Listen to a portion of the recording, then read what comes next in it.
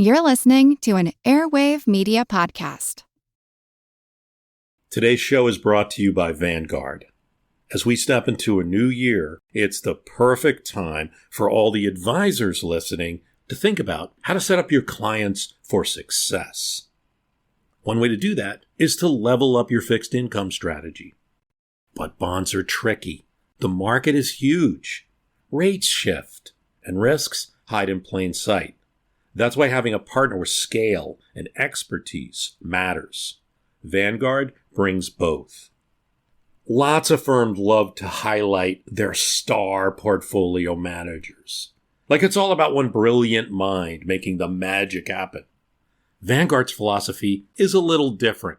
They believe the best active strategy shouldn't be locked away with one person. They should be shared across the team.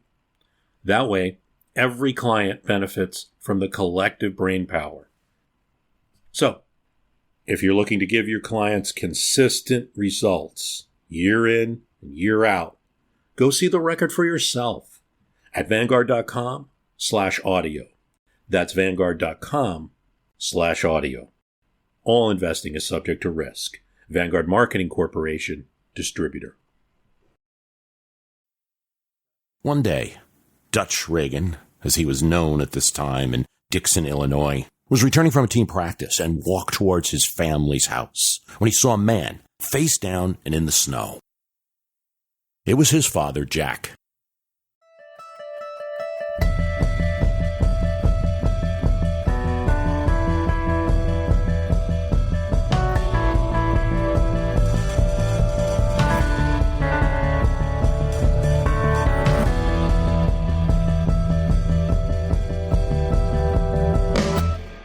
Reagan picked him up, and the noticeable but not unfamiliar scent of whiskey was strong. He brought him inside. This was not an unusual incident in the Reagans' home in Dixon. Jack was a shoe salesman, not a successful one.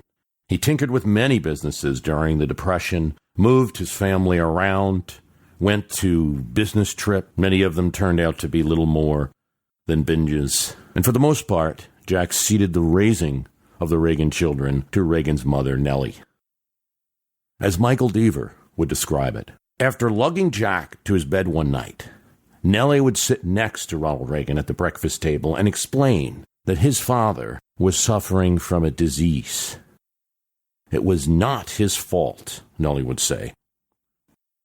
As an adult, Reagan would very rarely tell this story. All he would say is, she was right all along. Without getting into too much armchair psychoanalysis, historical figures deserve to be considered as multidimensional as living human beings. We do ourselves a disservice, them a disservice, history a disservice, if we create flat, one-dimensional figures. It has been suggested that eldest children of alcoholics can excel as a kind of family hero.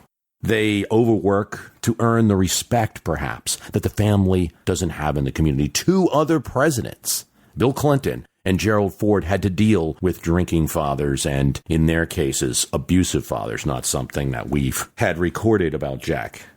You know, it all could be deep psychoanalysis or just practicality. The eldest son in such a family might have to keep a good head because no one else is.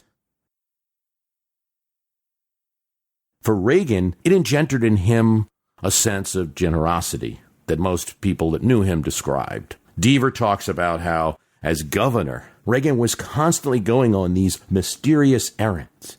So much so that as a key aide to Governor Reagan, he had him tailed and looked at his desk for any clues.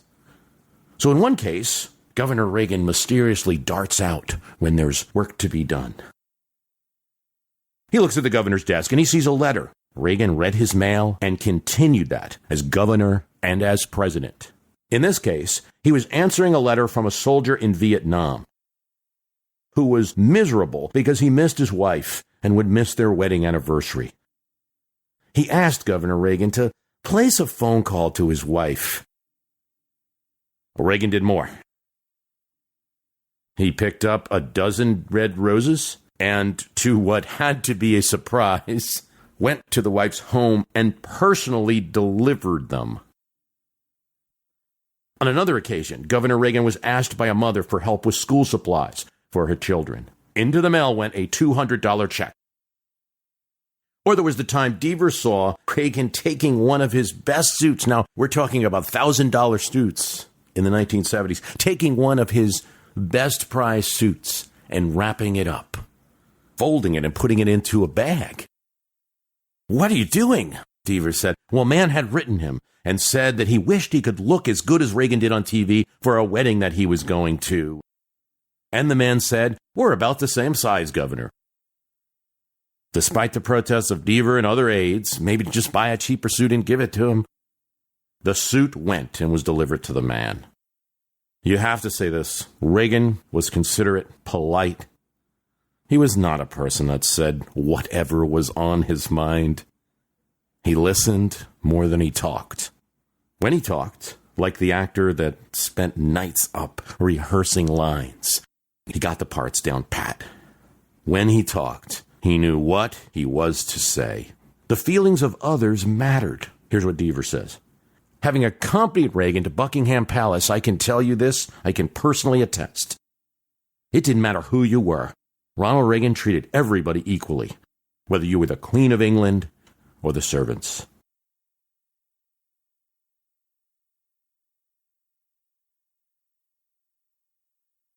Reagan's popularity was personal, and it wasn't always as large as it seems.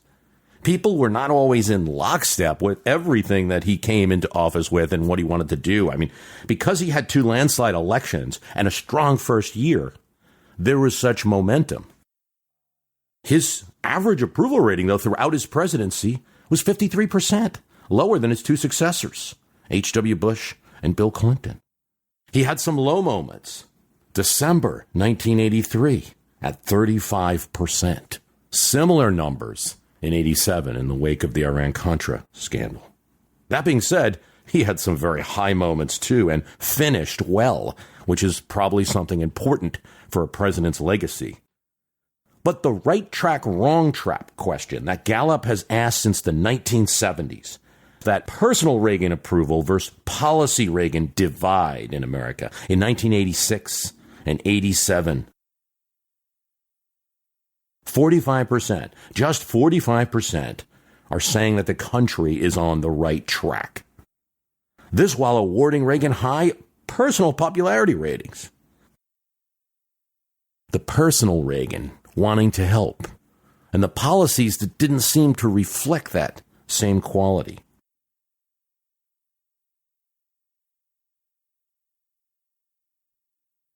May 25th, 1986, saw the nation on its feet, in the streets, clasped hands, 6 million Americans at once, in a line that theoretically went across the United States.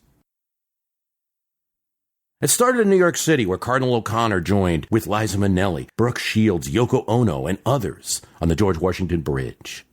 Other stars, Kathleen Turner was at the St. Louis Arch, Scott Baio in Philly, Michael Jackson in Youngstown, Ohio, Governor Bill Clinton in Arkansas, all holding hands. In Springfield, Illinois, 50 men dressed as Abraham Lincoln joined hands, while 54 Elvises joined in Memphis, while Hell's Angels and nuns held hands together in Pittsburgh.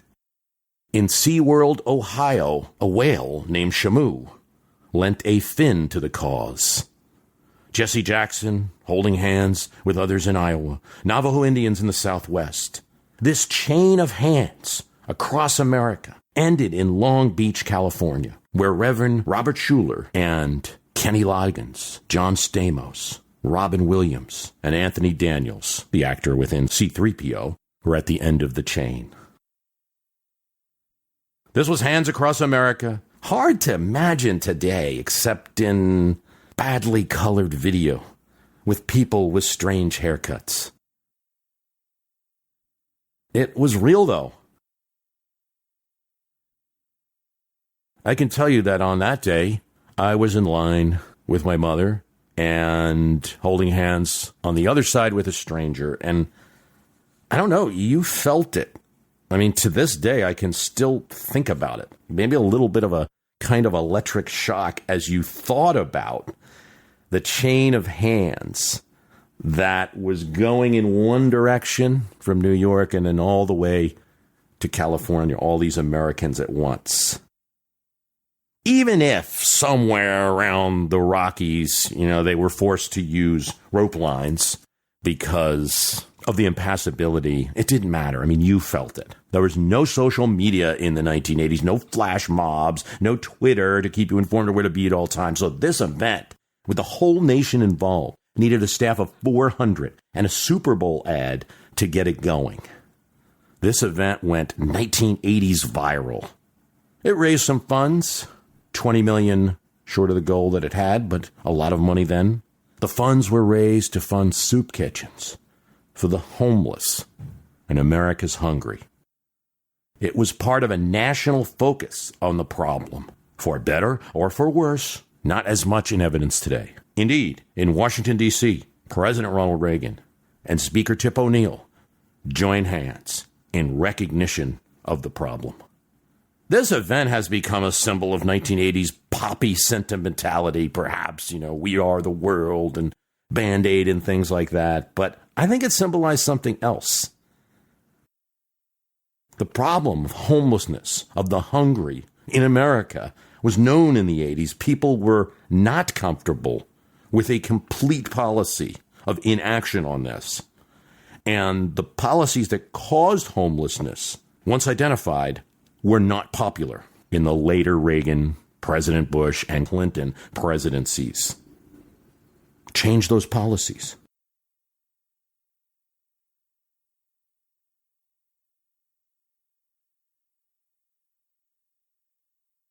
It's not like the word homelessness came out of nowhere in the 1980s, but it was almost like it did. The focus on those not living in four walls and a roof. We walk quietly. We try to forget it. We'd rather not see it. It's the most basic thing that no. Today's show is brought to you by Vanguard. As we step into a new year, it's the perfect time for all the advisors listening to think about how to set up your clients for success. One way to do that is to level up your fixed income strategy. But bonds are tricky. The market is huge. Rates shift, and risks hide in plain sight. That's why having a partner with scale and expertise matters.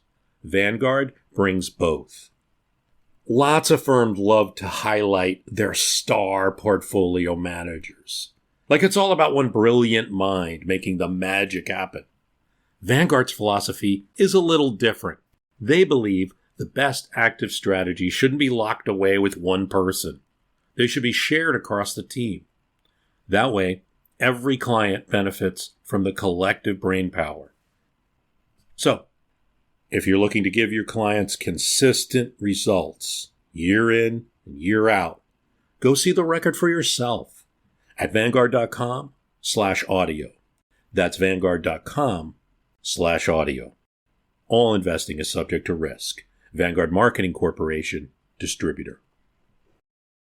No matter what rational calculus one develops in politics and policies, it's their bad decisions. It's the market cycles. It'll get better. They'll be back up soon. It's our American government to allow freedom, even freedom to lose. All of these theories, all of these policies, no matter. It is difficult to do. No American mind can justify it. The solutions aren't bipartisan, but that feeling is.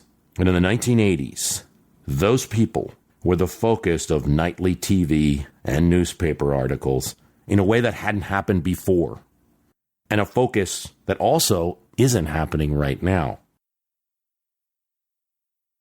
It's a very difficult thing to measure those who cannot be counted in households or in employment statistics, and it's hard to say that the 1980s were actually a time in which there was more homelessness either than the 1970s or today.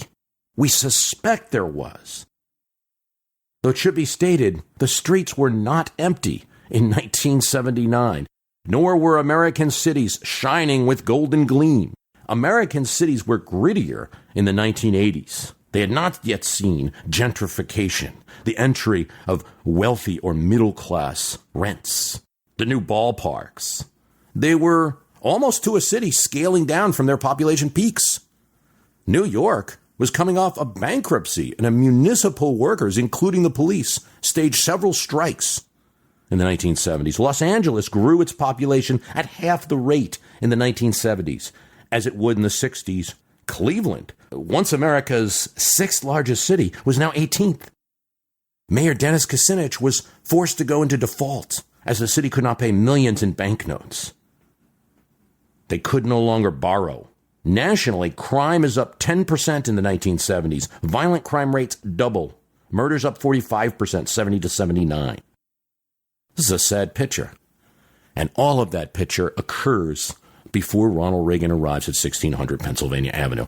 That's something important to note as we talk about the rest of what we must talk about. Yet clearly something was occurring in the 1980s.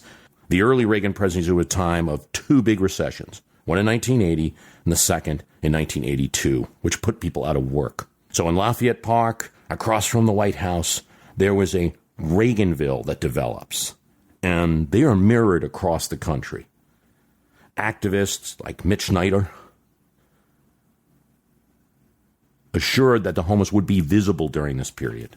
He leads a group that takes over an abandoned federal building and uses an informal shelter, and then shames Reagan and the Congress to provide funds. Reagan's administration in 1983 estimates that there are 200,000 homeless in America. This figure is greeted with derision. Mitch Snyder says 2 million, but that was equally fictitious. It is likely during this period, 1980s, anywhere from 400 to 600,000 people. In the 1980s, the first studies are being done. An Urban Institute shelter study shows that in 182 American cities, the shelter population tripled between 81 and 89. A review of studies in 1997 confirms an increase of homelessness during the 1980s. The percentage of Americans living below the poverty line makes things clearer. Poverty was starting to slow in the 1970s. 12% of the population in poverty in 1975, 11.8% in 1976. It spikes to 13% before Reagan takes office, but then keeps going up. 14% in 1981, 15% in 1982, still 15% in 1983. As Reagan seeks election, mourning in America in 1984, it's still 14% higher than it was in 1975. It's still 13% in 1987, and it never reaches that 1975 mark again during his presidency. In fact, it won't reach that low level of 12% until the year 2000. Viewed by race, African Americans suffer most. 32% in poverty in 1980, before he takes office. Already higher, more than double the national average. It's 35% in 1982. Cities, already in bad shape in the 1970s, see big reductions under Reagan. Yet Reagan was described by friends and opponents as gracious, cared about individuals, and though personally wealthy, he wasn't overly enamored with wealthy people. In fact, aides insisted the best way to win an argument with Reagan was to put the argument in individual terms, or to put some person before him. Break down costs for average people, tell a narrative about a soldier or senior citizen. David Stockman, his OMB director, who wanted him to go further with cuts, concluded Reagan would never do it. He was always thinking about who would be impacted by it, and once he did, he'd reduce the level of the cut. At the same time, though, his public commentary on this issue did not reflect Dutch Reagan of Dixon.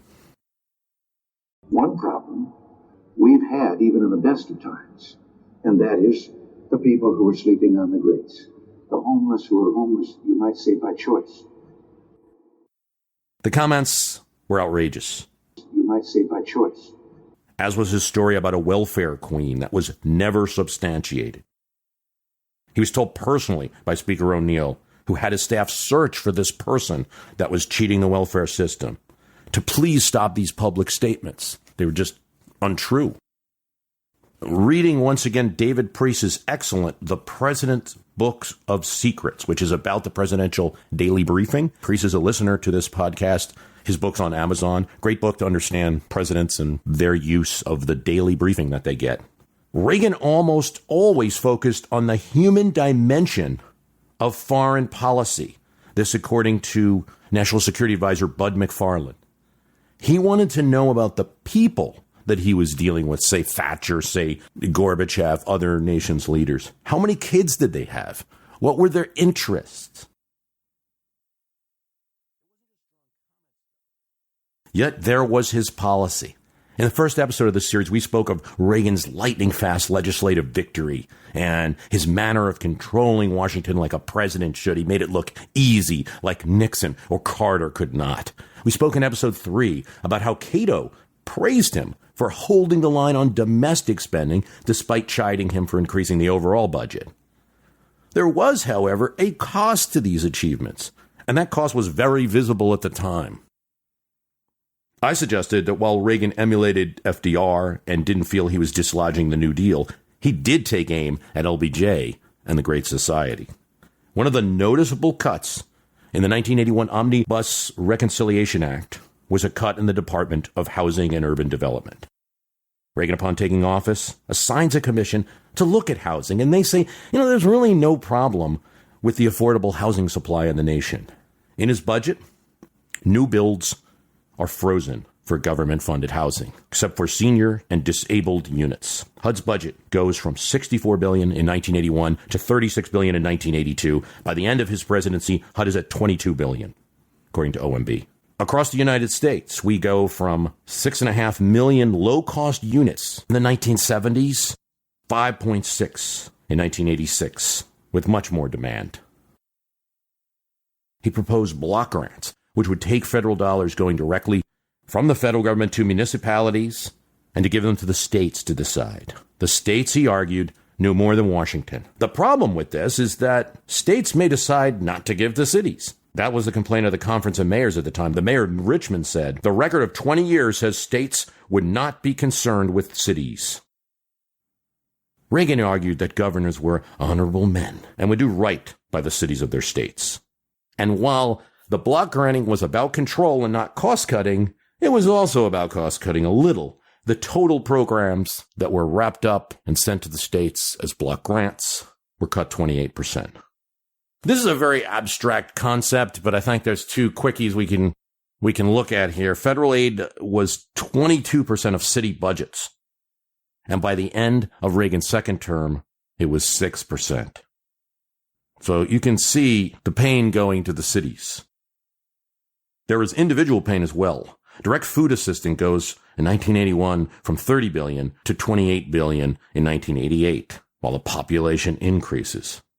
It's hard to get a personal feeling about some of these abstract budget cuts because they were so long ago and we don't really know the results. But in one area, there's still a lot of concern and complaints, and that is in aid to higher education and the conversion during this period of many students to financing through direct payments and grants from state and federal government to students borrowing on student loans.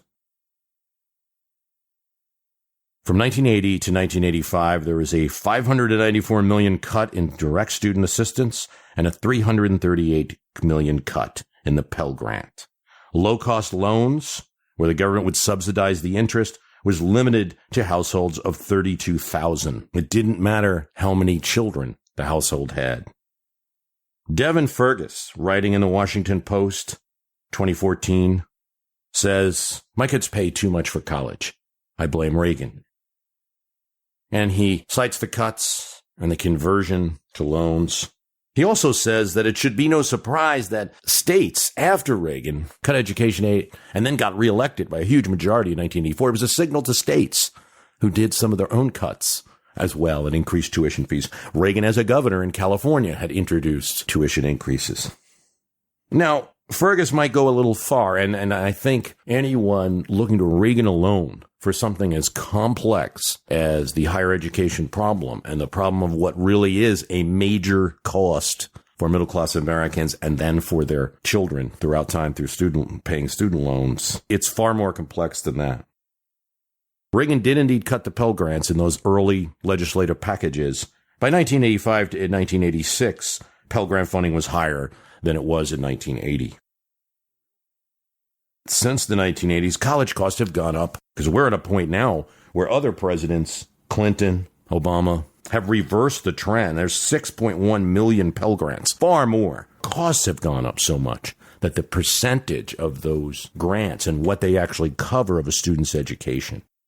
There's many reasons for this. Colleges are not good cost cutters, don't engage always in very aggressive negotiations, spend a lot on non-academic spending, on buildings. There's a building boom in colleges in the 90s and 2000s.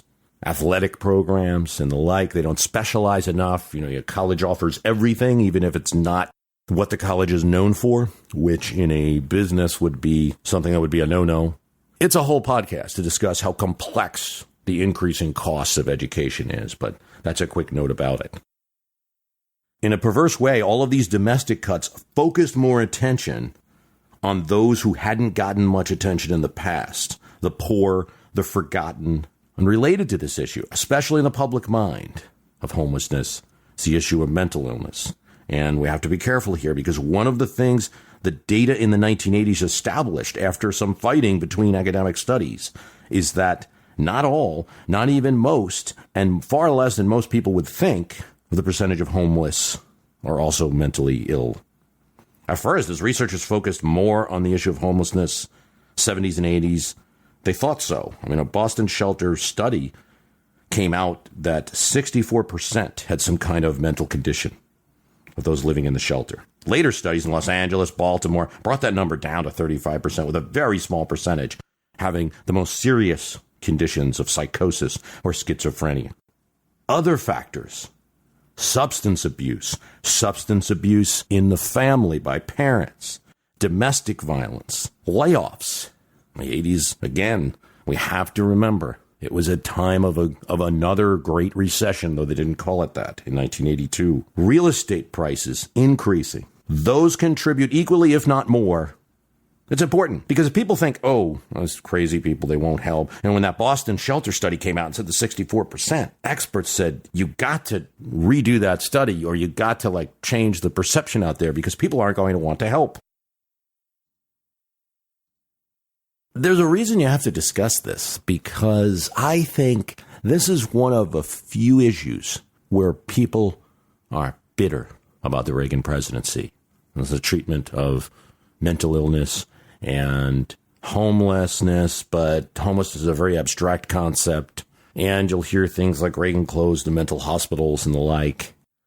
Closing hospitals, deinstitutionalization, is really something that started in the late 60s, going into the 1970s when many states were doing it. Now, as a governor, Reagan has a role here, passing what was then a bipartisan legislation to close psychiatric hospitals and to deinstitutionalize. Now, almost everyone thinks that this was not handled well by California and many other states, and you had people wandering the streets, leaving hospitals and wandering the streets. And it led to a conflation of homeless, mentally ill, as if all were. What does happen in the Reagan presidency is that part of that initial 1981 cut is a cut in the community mental health centers, which was an attempt to catch the people who had been deinstitutionalized, who had either been sent back to families or on the streets, and to provide help for them, to provide funding for that. It was something that the Carters pushed, Rosalind Carter in particular, and it is eliminated. Now, you do have to go back to the time. Inflation is extremely high. This is very hard for us to understand. I think it always has to be in perspective because that was the thinking at the time. And there was definitely a thinking that it was too much borrowing or something, too much spending by the government that was leading to the inflation. It was just something that it couldn't break the back of until after the 1982 recession. And so that goal of cutting government did also have an emotional tenor to it at the time, because inflation was just choking the business of the nation. That led to the momentum to just cut, to where the cutting became a goal. Later during his presidency, I think has to be remembered that during his presidency was constantly a time of evaluating the impact of those cuts. And some of that was not even visible. Some of the studies are not done until the 1990s. Homelessness was also a big focus of the media at the time, leading a few critics to speculate that perhaps homelessness was drummed up by the media to deal Reagan a large blow. Perhaps. The word homelessness appears at the time of the Civil War in the New York Times. It appears in many articles during the Depression. Concept's not new. Homelessness was much greater during the Depression, certainly in the 1930s, than in the 1980s. Yet the news stories spike in the 1980s. Look at the New York Times for 100 stories mentioning homelessness in 1979, and then over 1,000 in 1989. And there's been less coverage of the issue with later presidents, and there's less coverage of the issue now.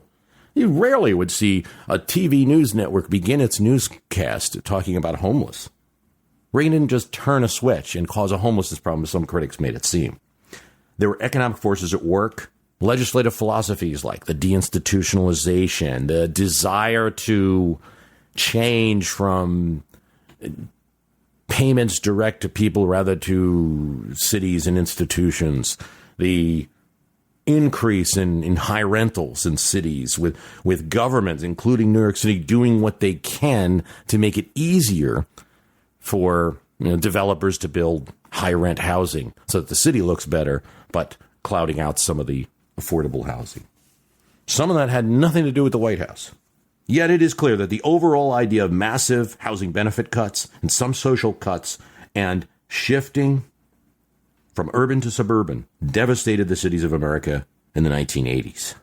One of the reasons it's evident is that the policy of later presidents, Bush and Clinton, was to provide more of an increase to those cities. But even in Reagan's own second term, the homelessness issue, the mental illness issue, education issues get a revisit, particularly when Reagan loses the Senate for his party in 1986, when Democrats take over. Even in his second term, you see different policies than the first. And it starts with a little-known act called the McKinney Act. Stuart McKinney was something rare in politics now, and even rare then, a GOP liberal. In March of 1987, McKinney, representing Connecticut, he, along with Dennis Quaid, Martin Sheen, several homeless people, several homeless activists, Mitch Snyder, all slept outside on the street in Washington, D.C. This sleep out that McKinney conducted helped push the legislation bearing his name that provided direct funding for the homeless, almost $1 billion. And that act still exists today and has been continually funded at varying amounts. 2 months later, Stuart McKinney was dead. He died of pneumonia, related to a new disease discovered in the 1980s, acquired immunity deficiency syndrome. He claimed that he had contracted the disease during a blood transfusion. This was a common statement made in the 1980s, where it still wasn't easy to come out to reveal that one was gay. It was still difficult, particularly for politicians. We mentioned that McKinney died of AIDS. Some say that it was hastened by him sleeping out in the cold. And so McKinney's become certainly a hero for this issue. Has been involved and briefed on the AIDS situation. The president will continue to be updated. We have recently asked that $12 million be reprogrammed for research on AIDS. But of all the considerations about Ronald Reagan's presidency, AIDS stands out as one that unifies critics with the bitter feelings about Reagan. The criticism that you'll hear is, I'll never forgive Ronald Reagan for AIDS and what he did. What are you going to do about this? We've appointed new chairman of the commission, I'm still hopeful that we'll learn something and find out if there are more things and better things that we can do with regard to this terrible plague. His stance, or his failure to take a stance on a disease that started during his term, that his failure to take a stance is regrettable, is not a controversial issue. In fact, he himself in 1990 made comments that it was unknown, it was hard to tell what was going on with the disease at the time. He wished, he said in 1990, that he had a magic wand to fix the problem. Those comments should be contextualized, as should the criticism, and looked at. First, it should be said that Ronald Reagan had no personal antipathy towards gay people. He hosted the first openly gay couple at the White House. He spoke to the log cabin Republicans and said they were a great group that would be a growing part of the Republican Party. As governor, he had a chief of staff who was not out, and this was in the 70s, but it was well known that he was gay, and Reagan knew it. Not only did he hire him, but he covered for him when it was shown that he was doing some improper payments with campaign funds and perhaps embezzling. Thomas C. Reed, former Secretary of the Army and Reagan friend and campaign manager at one time, said, in his movie days, he was commonly surrounded by gay actors. He was from California. He and Nancy had no problem with gays. But it wasn't just a personal issue. He did actually put himself on the line in a very politically inconvenient time for him. 1978, okay? Reagan is now a former governor. He lost his battle with Gerald Ford for the nomination in 76. Everyone knows he's going to run for his party's nomination for president in 1980. And if he does it, he's going to run as a conservative. And he wants that rightward support that he got. Two people at his convention fighting for him in 76 were Philip Schlafly and Jesse Helms. They're social conservatives. But something's going on in California in 1978. A conservative senator with Schlafly's strong support, with the support of Anita Bryant, puts an anti-gay referendum on the ballot in California. And this is to, this referendum bans teachers who are openly gay from teaching. It bans any teacher from actually saying anything that would support an openly gay person. The Democratic Party in California opposes it. The gay community, led by Harvey Milk, now a city councilman in San Francisco, oppose it strongly. Milk's role in the fight is well known. But they get an unlikely ally in the form of Ronald Reagan. And he doesn't just put his name on a statement, I'm against this referendum, don't pass this anti-gay referendum. He writes an op-ed. And Reagan opposes this Briggs initiative. He doesn't just argue it on libertarian or narrow grounds, as some of the political establishment, including the Democratic Party in California, does, that, oh, you don't want this because it's a violation of free speech, not really supporting gays. No, he directly confronts the issues of how people view gays, and especially there being some kind of perverts or something like that. He points out statistics that child molesters are no higher as a percentage in the gay community as they are in the non-gay community. This is 1978, and he is risking angering social conservatives. He does anger the state senator Briggs in California. Briggs, by the way, is an Orange County state senator. This is Reagan's political support base that launched him as governor. Years later, activist David Mixner is going to say, we couldn't get the support for the Briggs initiative below 55%. It was likely to pass. Reagan's opposition to Proposition 6, the Briggs Initiative, killed it for sure.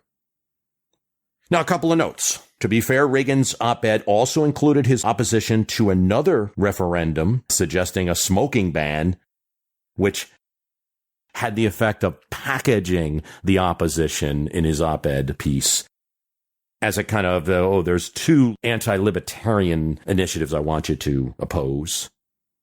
He was also convinced by Mixner and his former chief of staff, Phil Battaglia, because of those libertarian grounds and the confusion in the schools that it might cause. Mixner and Battaglia, his former chief of staff, tell Reagan, what if a parent doesn't like a teacher's the grades that a teacher has given a student. They're going to use this initiative to get rid of that teacher. It's going to cause havoc in the schools. So Reagan's reasons, and Reagan bites onto that, Reagan's reasons for doing it had a more broader base than simply opposing anti-gay legislation. Nonetheless, he did. And none of that should quiet Reagan's heroic stand, absolutely critical to opposing that initiative, which is only noted quietly in Sean Penn's movie about Harvey Milk.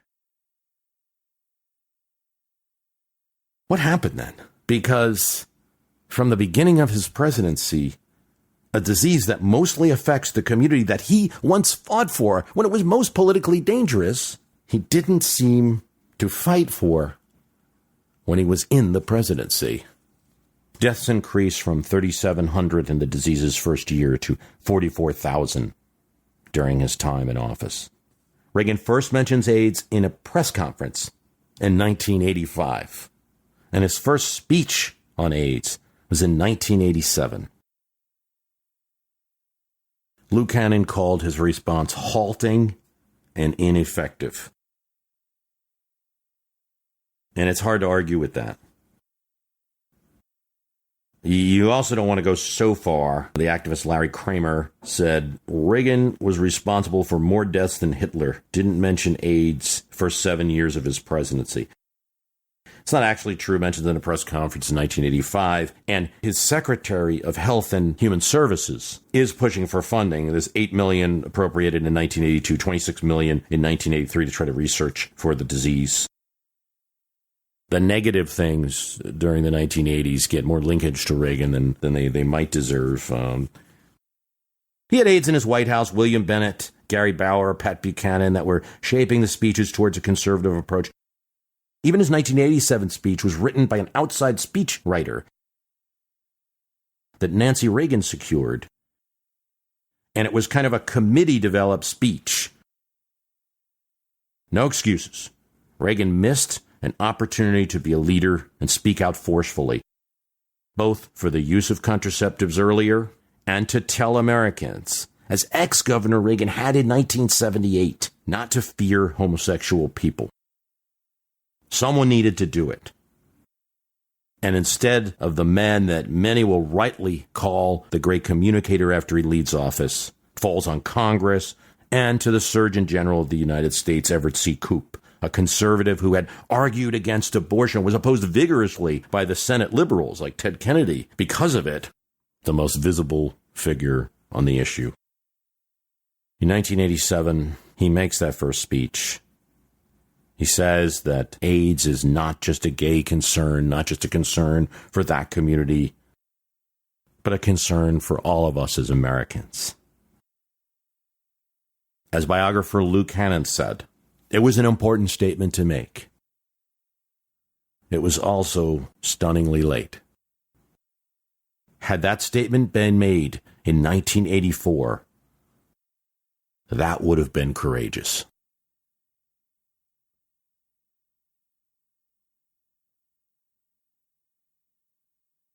This is part 6.